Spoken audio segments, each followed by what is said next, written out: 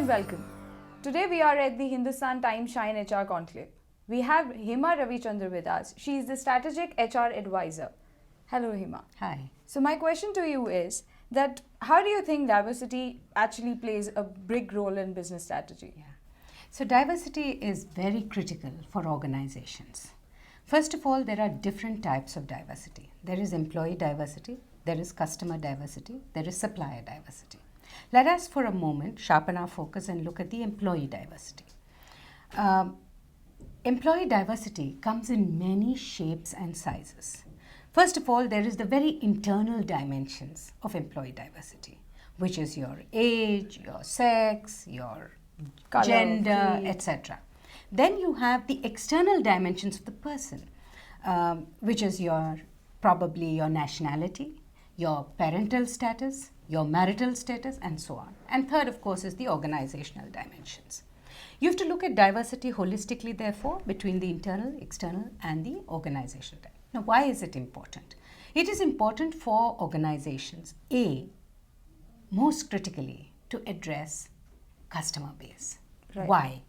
Because of the kind of compliance many countries have, because of the kind of requirements that vendors have, or your customers may have, saying that do you have a diversity policy?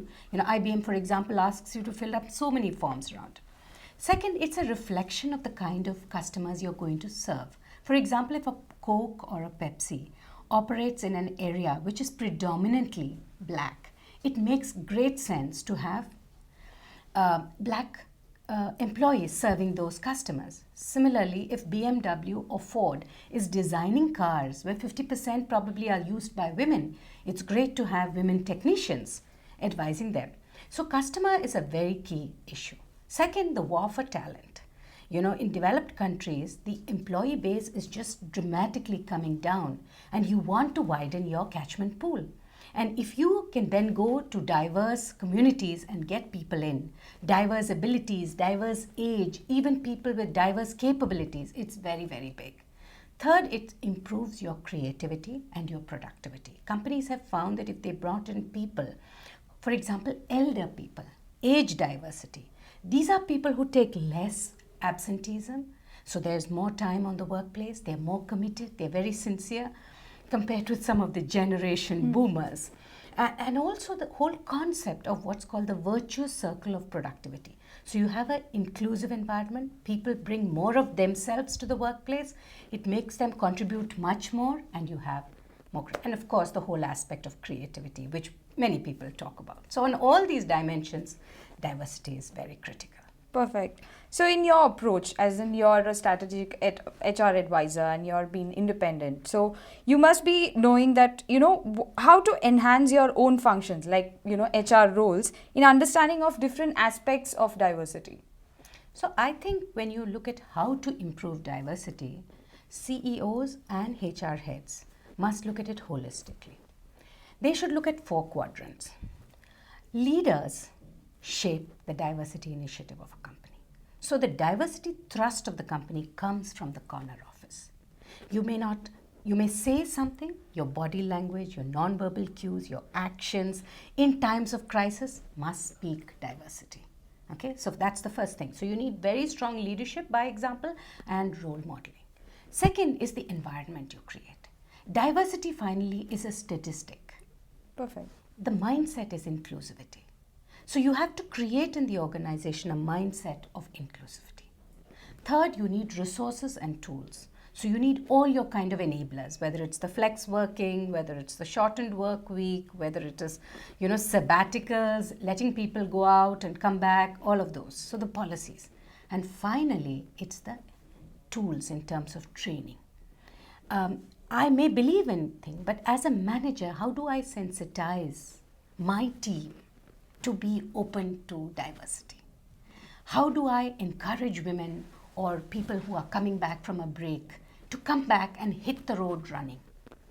How do I encourage a group which is, say, having some physical disability like blindness by creating a kind of a critical mass, by giving them software like JAWS, etc., to help them perform better?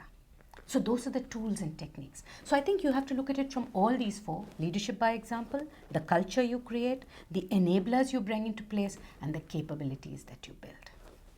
Perfect. And one more question, which is related to delivering a proper HR policy into one's organization. So, organizations take steps to ensure that diversity awareness percolates down to the whole level of employee. So, what do you think? How much do they actually implement into their organizations? Yeah, if the leader believes in it, if it becomes a business criticality, and if it is seen to improve creativity and productivity by the use of analytics and tools and data, etc., nobody will shirk from accepting it. Also, I believe that if organizations have to prevent themselves from being fossilized and really become resilient organizations, embracing diversity of thinking styles, of skills, of gender, of age, of ethnicity, country of origin is critical. Once you know that, you're home and dry. It'll happen. Perfect. One more issue which is introduced right these days about the LGBT.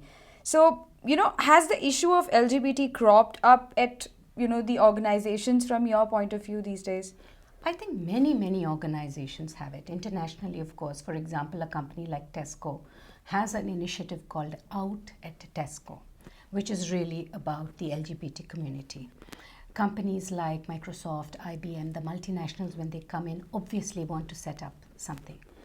Finally, we also mirror the society that we are living in, so the country and the cultural norms of that society. So it's important to be sensitive to how the culture behaves, right? But it's also important to be able to give people a secure and safe environment to express their differences. Because if you curtail that, then in terms of what I said about the circle of productivity, you're actually curtailing the individual from bringing all of himself or herself to the workplace. So I think companies handle this differently. Successful organizations are aware of local sensitivities, and they do it in an empathetic way. But I think at the core lies the belief that we are with you in being this different, right, expressive person. And that's the strength. Perfect. My last question to you. So, how does your own identity impact your work into the diversity of workforce? Yeah.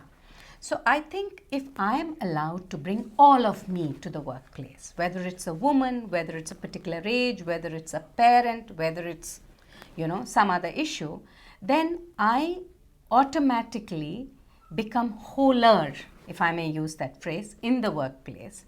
I become sensitive to people who are different. I appreciate those sensitivities. I play to people's strengths and differences.